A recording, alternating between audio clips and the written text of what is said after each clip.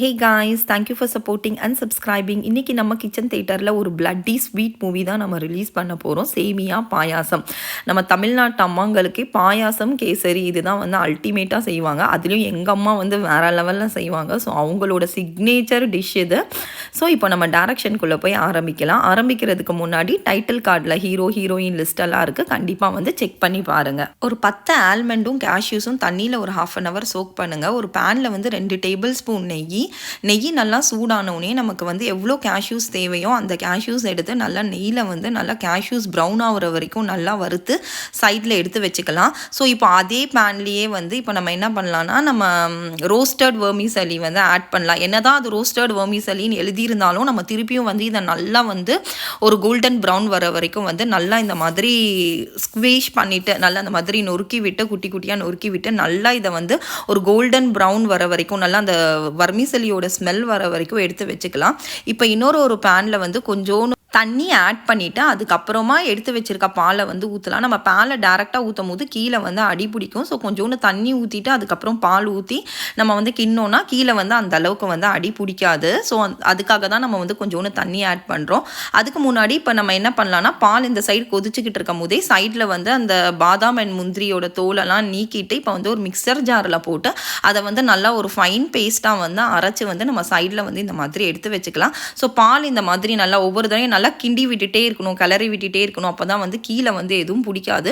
So once வந்து பால் நல்லா வந்து ஒரு ஸ்டேஜில் வந்து கொதி வரும் இல்லையா, அப்போ வந்து நம்ம என்ன பண்ணலாம், எடுத்து வச்சுருக்கோம் இல்லையா அந்த சேமியா, அதை வந்து கொஞ்சம் கொஞ்சமாக ஆட் பண்ணி வந்து கிண்ணும். ஆக்சுவலாக இது ஒரு கையில் போட்டுகிட்டே ஒரு கையில் கிண்டணும். நான் வந்து கேமரா இந்த சைடு இருந்தனால இந்த மாதிரி மொத்தமாக போட்டிருக்கேன். ஸோ ஒரு கையில் போட்டுகிட்டே இந்த மாதிரி அப்படியே வந்து நல்லா கொஞ்சம் கொஞ்சமாக வந்து இந்த மாதிரி நல்லா வந்து அந்த பாயாசம் கீழெல்லாம் எதுவுமே வந்து போய் தட்டுப்படாமல் இருக்கிறதுக்காக வந்து நல்லா இந்த மாதிரி வந்து கிளறி கொஞ்சம் நேரம் வந்து நல்லா வந்து ஸ்லோ ஃப்ளேமில் வச்சுட்டு நல்லா இந்த மாதிரி மிக்ஸ் பண்ணி விட்டுட்டே இருக்கணும். இப்போ நம்ம என்ன பண்ணலாம்னா அரைச்சி எடுத்து வச்சிருக்க அந்த பாதாம் முந்திரி பேஸ்ட்டை வந்து 1 டேபிள் ஸ்பூன் இருந்தது. ஸோ அதையும் வந்து நல்லா போட்டுட்டு நல்லா வந்து மிக்ஸ் கீழே வந்து எதுவும் பிடிக்காத அளவுக்கு வந்து நல்லா மிக்ஸ் பண்ணணும். ஒன்ஸ் அது போட்டதுக்கப்புறமா எடுத்து வச்சிருக்கிற சுகரையும் வந்து இதில் ஆட் பண்ணணும். எனக்கு வந்து கொஞ்சம் சுகர் வந்து அதிகமாக இருந்த மாதிரி இருந்துச்சு. ஸோ நீங்கள் வந்து இது 1 லிட்டர் மில்க்குக்கு வந்து ஒரு 150 கிராம் சுகர் போட்டால் கரெக்டாக இருக்கும். நான் கொஞ்சம் ஸ்வீட் பர்சன்னால் வந்து கொஞ்சம் அதிகமாக யூஸ் பண்ணியிருக்கேன். ஸோ சுகர் போட்ட உடனே நம்ம எப்போவுமே வரும் ஒரு பிஞ்ச் ஆஃப் சால்ட் வந்து ஆட் பண்ணோம். அப்போ தான் வந்து அந்த ஸ்வீட்னஸை வந்து என்ஹான்ஸ் பண்ணி கொடுக்கறதுக்காக ஒரு பிஞ்ச் ஆஃப் சால்ட் ஆட் பண்ணி அதையும் வந்து அப்படியே மிக்ஸ் பண்ணி கொடுக்கலாம்.